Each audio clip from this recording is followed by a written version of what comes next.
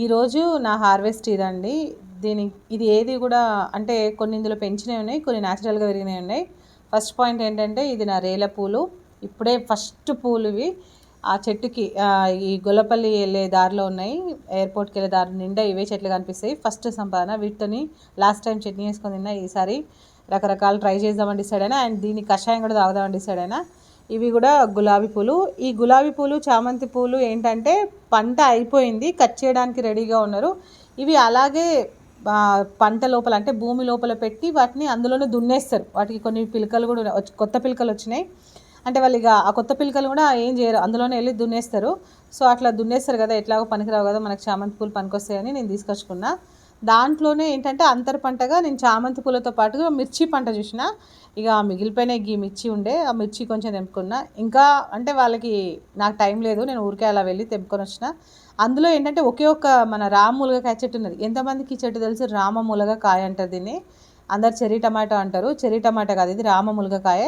ఒక్క చెట్టు క్లిప్, నేను తెంపిన క్లిప్ ఉన్నది, నేను పెడతా మీకు. ఒక్క టమాటా ఏంటంటే చాలా పుల్లగా ఉంటుంది. మన నేటివ్ టమాటా అని అంటారు. మరి ఇది ఎంతవరకు ఇది నిజమో అబద్ధమో నాకు తెలియదు. నేను చిన్నప్పుడు ఎండు చేపలు, ఎండు రొయ్యలు వేసి అండేది మా మమ్మీ. నాకు చాలా ఇష్టమైన టమాటా రామములుగా కాయాలంటే. ఇంకోటి ఇది మా ఇంటి ముందరే కాసిన పపాయ చెట్టు.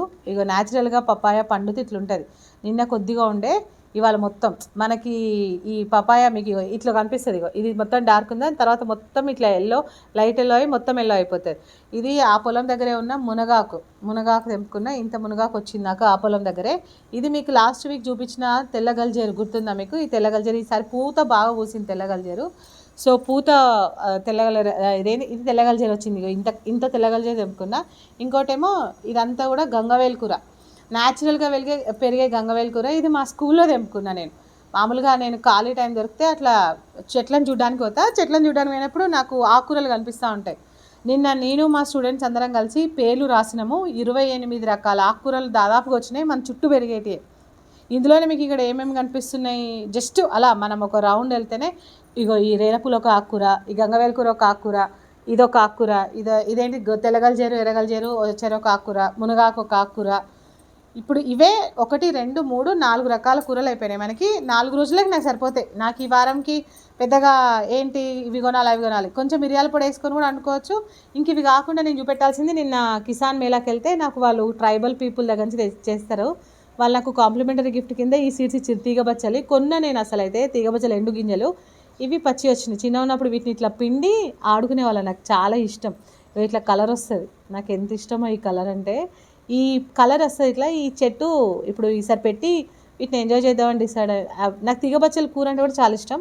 ఇంకా వీళ్ళని పసుపు అడిగి తీసుకొచ్చుకున్నా. దీంట్లో ఏంటంటే తెల్ల పసుపు ఇక్కడ పెట్టలేదు నేను. తెల్ల పసుపు తీసుకొచ్చి ఒక ఆంటీ అమ్ముతున్నారు. తెల్ల పసుపు కూడా పెట్టాలని డిసైడ్ అయినా. ఒక మల్బరీ ప్లాంట్ కూడా తెచ్చినాము. అవన్నీ కలిపి చూపిస్తాము.